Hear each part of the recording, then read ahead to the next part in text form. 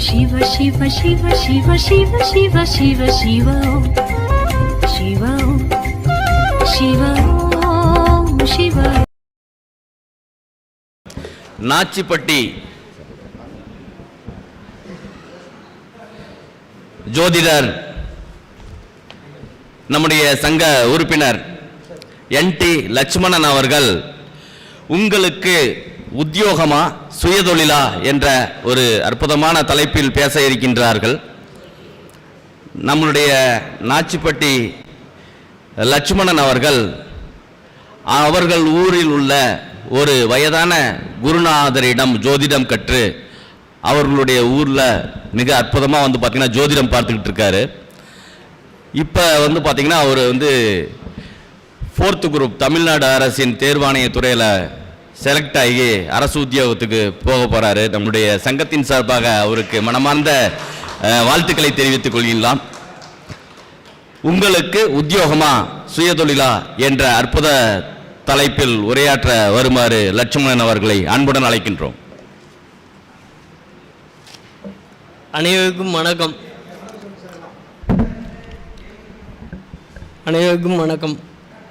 பார்த்தீங்க, உங்களுக்கு உத்தியோகமா சொந்த தொழிலா என்பதை எப்படி பார்க்கறது என்பதை இப்போது உங்களுக்கு விளக்கம் தருகிறேன்.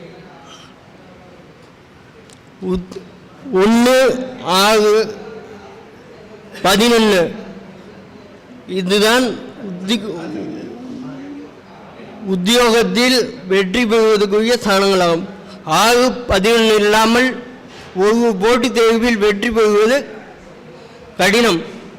அதாவது 6ஆம் இடம் 3, 6, 11 இந்த 3 ஸ்தானங்களும் ஒவ்வொரு போட்டித் தேர்வில் வெற்றி பெறுவதற்கு முக்கியமான ஸ்தானங்கள். 11ஆம் இடம் என்பது ஒருவரின் வெற்றியை குறிக்கும். 6ஆம் இடம் என்பது நாம் போட்டியிடும் நபரை குறிக்கும். போட்டின்னு வந்துட்டாவே 6ஆம் இடம் தான். அதேமாரி 3ஆம் இடம் என்பது தைரியம் வீரத்தனம்.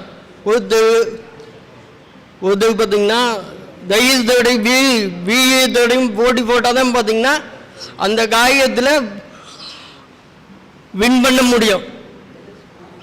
அதே மாதிரி பார்த்தீங்கன்னா 11ஆம் இடத்துக்கு பூர்வ புண்ணியதானம் 5ஆம் இடம். 11க்கு 5ஆம் இடம் பார்த்தீங்கன்னா 3ஆம் இடம். அந்த 3ஆம் இடம் வலுவாக இருந்தால் மட்டும்தான் பார்த்தீங்கன்னா அந்த 11ஆம் இடங்கிறது வேலை செய்யும். அதே மாதிரி பார்த்தீங்கன்னா 6ஆம் இடம் ஒவ்வொருக்கு வலுவாக இருந்துச்சுன்னா பார்த்தீங்கன்னா கொஞ்சம் கடினப்பட்டு தான் பார்த்தீங்கன்னா ஒரு போட்டியில் வெற்றி பெற முடியும். 11ஆம் இடம் லக்னாதிபதியும் 11ஆம் இடம் வலுவாக இருந்துச்சுன்னா பார்த்தீங்கன்னா அவங்களை பார்த்தீங்கன்னா போட்டித் தேர்வில் எளிதாக வெற்றி பெற்று விடுவார்கள். அதாவது ஒருத்தருக்கு பார்த்தீங்கன்னா அரசு உத்தியோகத்துக்குரிய காரகங்கள் சூரியன், செவ்வாய், குரு. இது பார்த்தீங்கன்னா நெருப்பு ராசிகளின் அதிபதிகளாக வருகின்றார்கள். மேசம், சிம்மம், தனுசு இந்த 3 ராசிகளும் பார்த்தீங்கன்னா ராஜராசிகள். அதை ஆளுகின்ற கிரகங்கள் ராஜகிரகங்கள் என்பது ஒவ்வொரு அரசு உத்தியோகத்தில் அமர்வாக மாட்டாக என்பது தீர்மானிக்கக்கூடிய இடம் பார்த்தீங்கன்னா மேசம், சிம்மம், தனுசு இந்த 3 கிரகங்களின் சாகங்களில் கிரகங்கள் அமர்ந்து தசா புத்திகள் நடக்கும்போது பார்த்தீங்கன்னா அதுக்குரிய உத்தியோகத்தில் போய் அமர்ந்து உயர் பதவி அடைவார்கள். அதுபோல 4ஆம் இடம், ஆறாம் இடத்துக்கு 11ஆம் இடம், 4ஆம் இடம். போட்டித் தேர்வில் வெற்றி பெறுவது என்பது 6ஆம் இடத்துக்கு 11ஆம் இடமாக வருவது பார்த்தீங்கன்னா 4ஆம் இடம். இந்த 4ஆம் இடத்து அதிபதி தசாபுத்திகள் நடந்து அமைஞ்சிச்சுன்னா பார்த்தீங்கன்னா அவங்களுக்கு பார்த்தீங்கன்னா கண்டிப்பாக பார்த்தீங்கன்னா போட்டித் தேர்வில் வெற்றி பெறுவார்கள். அதேமாரி நாடி ஜோதிட பற்றி பார்த்தீங்கன்னா சனிக்கு 1, 5, 9 ராஜகிரகங்களான செவ்வாய், சூரியன், குரு இந்த 3 கிரகங்களும் பார்த்தீங்கன்னா அமைஞ்சிச்சுன்னா பார்த்தீங்கன்னா 1, 5, 9 அமைஞ்சிச்சு அவங்களுக்கு பார்த்தீங்கன்னா அரசாங்க உத்தியோகம் கன்ஃபார்ம். அதேமாதிரி பார்த்தீங்கன்னா சனி ராகு சம்மந்தப்பட்டவை பார்த்தீங்கன்னா அவங்க ஐடி ஃபீல்டில் கண்டிப்பாக இருப்பாங்க. ஒருத்தருக்கு பார்த்தீங்கன்னா சுக்கரன் ராகு இது சம்மந்தப்பட்ட 1, 5, 9 சம்மந்தப்பட்டு சனியும் சம்மந்தப்பட்டால் அவர்கள் பார்த்தீங்கன்னா ஐடி துறையில் கொடியேற்றி பார்ப்பார்கள். அடுத்தது டிசார்ட் 10, அதாவது தசாம்சத்தில் லக்னம் ராசி கட்டத்தில் உள்ள 10ஆம் அதிபதி எங்கே உள்ளாரோ அதனுடைய தொழில் அமையும். அதேமாதிரி 10ஆம் இடத்துபதி ராசி கட்டத்தின் 10ஆம் இடத்து அதிபதி தசாம்சத்தின் லக்னத்துக்கு எங்குள்ளாரோ அதன் தொழில் அமையும். அடுத்ததாக 10ஆம் தசாம்சத்தின் எந்த கிரகங்கள் வலுவாக உள்ளதோ அந்த கிரகத்தின் தொழிலோ வேலையோ கண்டிப்பாக அமைந்துவிடும்.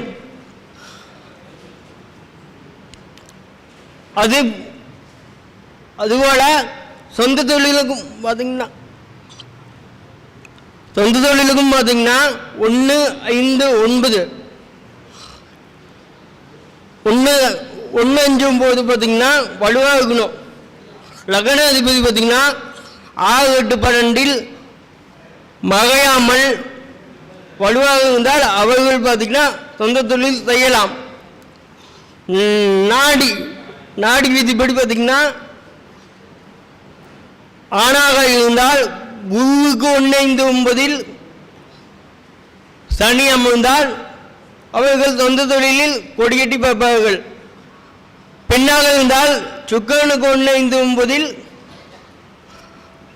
சனி இருந்தால் பெண்கள் தொழில் முனைவோர்களாகவோ தொழில் அதிபர்களாகவோ ஆவார்கள். அதுபோல வந்து ஆழ்குடைவர் 11ஆம் வீட்டோடு 10, 11ஆம் வீட்டோடு தொடர்பு பெற்றிருந்தால் அவர்கள் கடன் வாங்கி தொழில் செய்தால் பார்த்தீங்கன்னா அவங்களுக்கு பார்த்தீங்கன்னா நிறைய லாபம் கிடைக்கும். 6, 11 சம்பந்தப்பட்டவை பார்த்தீங்கன்னா கடன் மூலம் லாபம் உண்டு. அதுபோல பார்த்தீங்கன்னா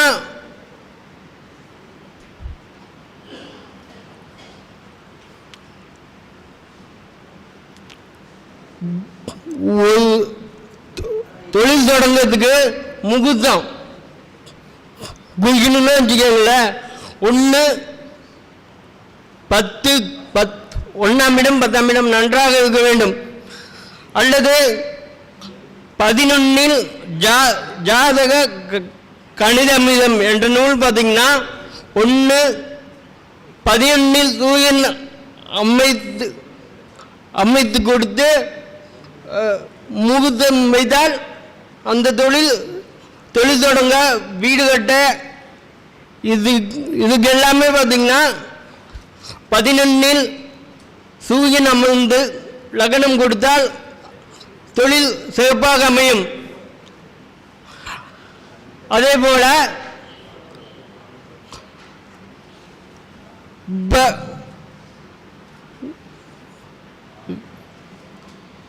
உலகம் ஒரு ஜாதகத்தில் லக்னத்துக்கு தசா புத்தி பார்ப்பது போல இந்த 7.5 அஷ்டமஞ்சனி காலங்களில் ராசிக்கு தசா புத்தி பார்க்க வேண்டும். இப்போ அனுபவத்தில் பார்க்கும்போது பார்த்தீங்கன்னா 7.5 அஷ்டமஞ்சனி காலங்களில் ராசிக்கு எந்த இடத்துக்குரிய தசா நடக்குதோ அந்த இடத்துக்குரிய காகத்துவம் பாதிக்கப்படுது. இப்போ உதாரணத்துக்கு ராசிக்கு ஆகக்கூடிய தசா புத்தி நடக்குதுன்னு வச்சுக்கோங்க. அந்த நபர் கடனால் அவதிப்படுவார், தொழிலால் நட்டம் ஏற்படும். அதே மாதிரி பார்த்தீங்கன்னா 1-10 கூடியவர்கள் ஆகம் இடத்தோடு தொடர்பு பெற்று 7.5 நடக்கும் காலங்களில் தொழிலுக்காக கடன் வாங்க வேண்டாம். தொழிலுக்காக கடன் வாங்கினால் குறிப்பாக கன்னியராசிக்காரர்கள், மீனராசிக்காரர்கள் இவங்க 2 பேரும் பார்த்தீங்கன்னா 1-10 கூடியவனே லக்னாதிபதியாக வந்து அவர்களுடைய 7.5 அல்லது மீன லக்னத்துக்கு 12 கூடிய 7.5 அந்த அந்த இடத்தோட பலனை தான் செய்வார்கள். அதுபோல மீனராசிக்கு 1-10 கூடிய தசா புத்தி நடந்து இப்போ ஜென்மத்தினு போய்கிட்டு இருக்குது. அவங்களாம் பார்த்தீங்கன்னா தொழிலை பார்த்தீங்கன்னா வீண் பேச்செலவுகள் அதிகமாக இருக்கும். அதே மாதிரி கன்னியா லக்னத்துக்கு கன்னியா லக்னம், கன்னியா ராசி இவங்களுக்கு பார்த்தீங்கன்னா தொழிலில் பார்த்தீங்கன்னா கடன் மேலே கடன் ஏற்படும். இதுவே பார்த்தீங்கன்னா மீன லக்னத்துக்கு 1 ஆகக்கூடியவர் ததா புத்தி பரிவர்த்தனையாகி குருசத்தையோ சுயந்தத்தையோ நடைபெற்றால் அவர்கள் தொழில் மூலம் கடன் ஏற்பட்டு வம்பு வழக்குகளை சந்திப்பார்கள். அதே போல கன்னியா ராசி லக்னக்காரர்கள் 1 ஆகக்கூடிய புதனதையோ சனிததையோ நடந்தால் அவர்களும் தொழிலால் வம்பு வழக்கு கோர்ட்டு கேஸுன்னு அலைச்சல்கள் ஏற்படும். இது கன்னியா லக்னத்துக்கு பார்த்தீங்கன்னா 5 கூடிய பிள்ளைகளால் நிம்மதியின்மை, பிள்ளைகளால் கடன் ஏற்படும். இந்த மாதிரி பலன்கள்லாம் ஏற்படும். பிள்ளைகளுக்கு வேலைக்கு செய்ய முடியல, வேலைக்கு செய்ய முடியல, இங்கே கவலை வந்துகிட்டே இருக்கும். அதுபோல கைத்தொழில் ஒன்றை கற்றுக்கொள், கவலை உனக்கில்லை ஒத்துக்கொள் என்று நாமக்கல் கவிஞர் ராமலிங்கன் அவர்கள் கூறியுள்ளார்கள். கைத்தொழில் ஒன்று கற்றுக்கிட்டே தான் பார்த்தீங்கன்னா அந்த தொழிலை வச்சு நம்ம சொந்தமாகவோ அல்லது ததா புத்திகள் சற்று மோசமாக இருந்தால் அந்த கற்றுக்கிட்ட தொழிலை பார்த்தீங்கன்னா அதை வச்சு வேலைக்கு போகலாம். இதனால தான் நாமக்கல் கவிஞர் அவர்கள் கைத்தொழில் ஒன்றை கற்றுக்கொள், கவலை உனக்கில்லை ஒத்துக்கொள் என்று சொன்னார்கள். நன்றி, வணக்கம்.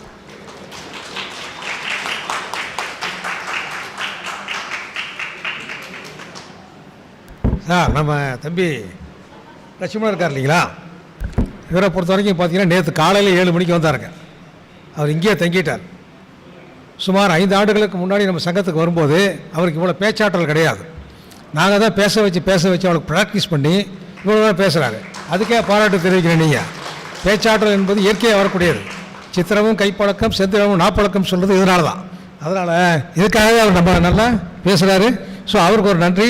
அது மாத்திரம் இல்லாமல் நேற்று என்கிட்ட சொன்னார், சார் நான் எல்லாத்துலேயும் வேலை கிடச்சின்னு சொன்னதுக்கு பிற்பாடு ரொம்ப திருஷ்டி ஆகி போச்சு, வேலை கிடச்சின்னு ஆர்டர் வச்ச தவிர என்ன கூப்பிடவே மாட்டேங்கிறாங்க, யார்ட்டையும் சொல்லவே கூடாதுனாரு. சக்திகுரு வந்தவுடனே பூராத்தையும் சொல்லிட்டார், இப்போ பப்ளிசிட்டி பண்ணிட்டார். ஸோ அதனால் உங்கள் அனைவரின் சார்பாக அவர் கூடி சீக்கிரம் வேலையில் போய் ஜாயின் பண்ணுறதுக்கு சரி நன்றி தெரிவித்துக் கொள்கிறோம். சரி, அடுத்தபடியாக நம்ம தம்பி லட்சுமண பாராட்டு வகையில் என்ன சார் பட்டம் கொடுத்துருக்கீங்க? ஜோதிட கலைஞான சக்கரவர்த்தி. கரெக்டு தானே? ஞானம் நிறையா இருக்கிறதுனால குரூப் 2 பாஸ் பண்ணியிருக்காரு, குரூப் 4 பாஸ் பண்ணியிருக்காரு, குரூப் 6 பாஸ் பண்ணியிருக்கிறார். ஸோ அதனால் வாங்க தம்பி, அவருக்கு மேலும் மேலும் அவர் ஆஃபீஸர் ஆகிட்டார் சார். 1,10,000 சம்பளம், 5,000 டொனேஷன் கொடுத்துருக்கிறாரு. முதல் சம்பளம் வாங்கினதுக்கப்புறம் மறுபடியும் காசு கொடுப்பார்.